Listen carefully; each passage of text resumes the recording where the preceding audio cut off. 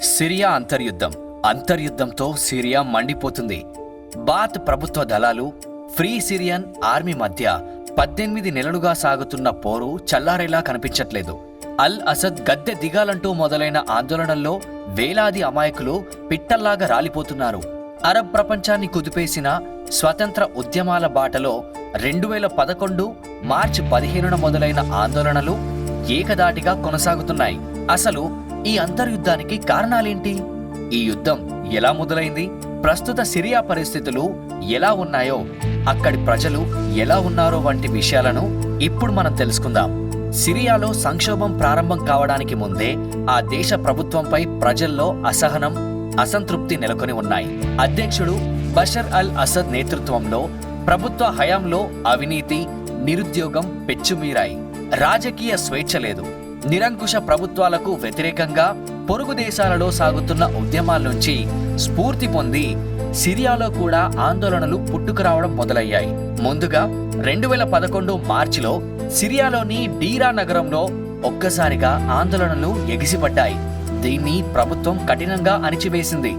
అయితే ఆ తర్వాత బషర్ అల్ అసద్ గద్దె దిగాలంటూ దేశవ్యాప్తంగా ఆందోళనలు మొదలయ్యాయి. దేశంలో ఆందోళనలు, నిరసనలు పెరుగుతున్నా కొద్దీ ప్రభుత్వం కూడా వాటిపైన ఉక్కుపాదం మోపుతూ వచ్చింది.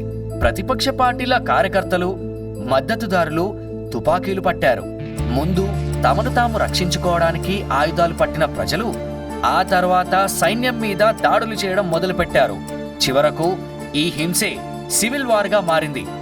వందల కొద్దీ ప్రభుత్వ వ్యతిరేక తిరుగుబాటు ముఠాలు పుట్టుకొచ్చి అల్ అసద్ సైన్యం పైన పోరాటం మొదలుపెట్టాయి. చివరకు ఇది సిరియా ప్రజలకు, అధ్యక్షుడు బషర్ అల్ అసద్ కు మధ్య యుద్ధంలాగా మారింది. విదేశీ శక్తులు రంగంలోకి దిగి ఇరు వర్గాలకు వివిధ రూపాల్లో సాయం చేయడం ప్రారంభించాయి. ఆయుధాలు, డబ్బు, సైనికులను అందించాయి. ఇక ఈ ఆందోళనల్లోకి అతివాద ఇస్లామిక్ గ్రూపులైన అల్ ఖైదా, ఇస్లామిక్ స్టేట్ లాంటివి కూడా చేరడంతో పరిస్థితి మరింత బీభత్సంగా మారింది. సిరియాలో అల్ అసద్ పాలన నుంచి విముక్తి కోరుతూ స్వయం పాలన కోసం డిమాండ్ చేస్తున్న కుర్దులు కూడా ఈ పోరాటంలో చేరడంతో సంక్షోభం ముదిరింది.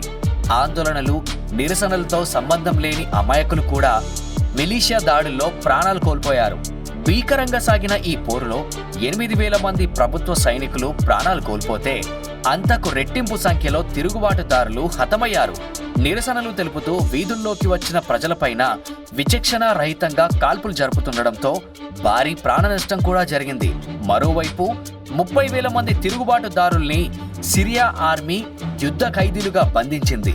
మొత్తం మీద ఏడాదిన్నర పాటు జరిగిన పోరులో 30,000 మందికి పైగా ప్రజలు ఇరువైపులా ప్రాణాలు కోల్పోయారు. 1,00,000 మంది ఇల్లు, వాకిళ్లు కోల్పోయి చెల్లాచెదురయ్యారు. లక్షలాది మంది వాళ్ళ ప్రాణాలు కాపాడుకునేందుకు పొరుగున ఉన్న ఇరాకీ, కుర్దిస్తాన్, జోర్డాన్, లెబనన్, టర్కీలకు శరణార్థులుగా తరలిపోయారు. శరణార్థుల తాకిడి తట్టుకోలేక ఇరాక్ సరిహద్దుల్ని కూడా మూసేసింది. దీంతో పొరుగు దేశాల బోర్డర్లలో ఆశ్రయం కోసం తలదాచుకుంటున్న వారి సంఖ్యకు లెక్కే లేదు.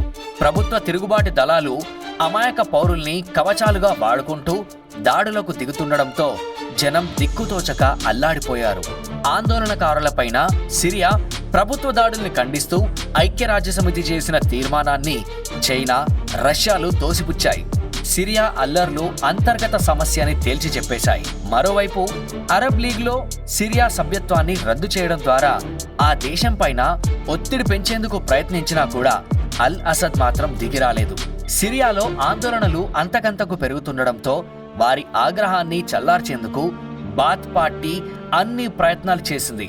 శాంతియుత అధికార మార్పిడికి కట్టుబడి ఉన్నామని, రాజకీయ ఖైదీలను విడుదల చేస్తామని గత ఏడాది ఏప్రిల్ మొదట్లో లండన్లో అధ్యక్షుడు అల్ అసద్ ప్రకటించారు. ప్రభుత్వ ఉద్యోగులకు వేతనాల పెంపు, పత్రికా స్వేచ్ఛ, ఉపాధి అవకాశాలను మెరుగుపరుస్తామని, అవినీతిని నిర్మూలిస్తామని, ఎమర్జెన్సీని ఎత్తివేస్తామని హామీ ఇచ్చారు. వాటిని నెరవేర్చారు కూడా. 2011 ఏప్రిల్ 19న సిరియా అత్యవసర పరిస్థితిని తొలగించారు. కుర్దు శరణార్థులకు సిరియా పౌరసత్వం మంజూరు చేయడం, సున్నీలకు రాయితీలు ఇవ్వడం వంటి ప్రయత్నాలు కూడా చేశారు. సిరియాలో రాజకీయ, రక్షణ, న్యాయ వ్యవస్థల్లో సంస్కరణలు చేపడుతున్నట్లు ప్రభుత్వం ప్రకటించింది. దీంతో పాటు పాలనను మెరుగుపరిచేందుకు ఆర్థిక, ప్రభుత్వ విభాగాలను ప్రక్షాళన చేస్తామని ప్రకటించారు. అయితే ఇవేమీ బాత్ పార్టీ పట్ల ప్రజల్లో ఉన్న వ్యతిరేకతను తొలగించలేకపోయాయి.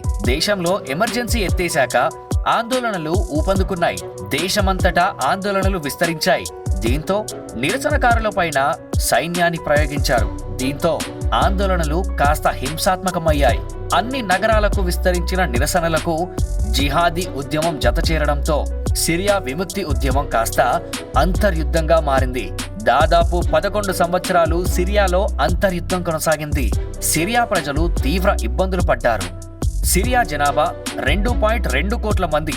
అందులో సగం మంది వలసబాట పట్టారు. 2022 ఫిబ్రవరి నాటికి సిరియాలో జీవిస్తున్న 1,46,00,000 మందికి మానవతా సహాయం అవసరమని, వీరిలో 50 లక్షల మంది తీవ్రమైన సమస్యల్లో ఉన్నారని ఐక్యరాజ్య సమితి వెల్లడించింది. సుమారు 1,20,00,000 మందికి రోజు సరిపడా ఆహారం లేదని, కనీసం 5 లక్షల మంది చిన్నారులు సరైన పోషకాహారం లేక ఇబ్బందులు పడుతున్నారని తేలింది. గత 2 ఏళ్లుగా ఆర్థిక సంక్షోభం కూడా చుట్టుముట్టడంతో సిరియాలో పరిస్థితులు మరింత దిగజారాయి. మరోవైపు అమెరికా ఆకాంక్షలు, లెబనాన్ ఆర్థిక మాంద్యం ప్రభావం, కోవిడ్ మహమ్మారి లాంటివి ఈ కష్టాలకు జతచేరాయి. ద్రవ్యోల్బణం కారణంగా సిరియాలో కరెన్సీ విలువ 80% పడిపోయింది. 2022 నాటికి అది 140% చేరుకుంది. ధరలు విపరీతంగా పెరిగాయి. పేదరికం 90% పెరిగినట్లు అంచనాలు వెలువడ్డాయి. తిరుగుబాటుదారులు స్వాధీనం చేసుకున్న ప్రాంతాల్లో చాలా వాటిని అల్ అసద్ ప్రభుత్వం తిరిగి తన ఆధీనంలోకి తెచ్చుకున్నా చాలా ప్రాంతాలు ఇప్పటికీ తిరుగుబాటుదారులు, జిహాదీ గ్రూపులు, కుర్దుల ఆధ్వర్యంలోని ఎస్డిఎఫ్ గుప్పిట్లో ఉన్నాయి. గత 2 ఏళ్లుగా ఇందులో పెద్దగా మార్పులేమీ లేవు. వాయువ్య ఇడ్లిబ్ నగరం, హమా ఉత్తర ప్రాంతం, అలెప్పో పశ్చిమ ప్రాంతాల్లో తిరుగుబాటు దళాలు తమ పట్టును కొనసాగిస్తున్నాయి. జిహాదీ గ్రూపులు ప్రభుత్వ వ్యతిరేక తిరుగుబాటుదారులకు కేంద్రంగా ఉన్న ఈ ప్రాంతాల్లో ఇప్పటి వరకు 28 లక్షల మంది వలసపోయినట్లుగా తెలుస్తుంది. ఇందులో మహిళలు, పిల్లలు ఎక్కువ మంది ఉన్నారు. ఇప్పుడు అక్కడ ఉంటున్న వారి పరిస్థితి కూడా కనీస సదుపాయాలు కూడా లేకుండా దయనీయంగా ఉంది.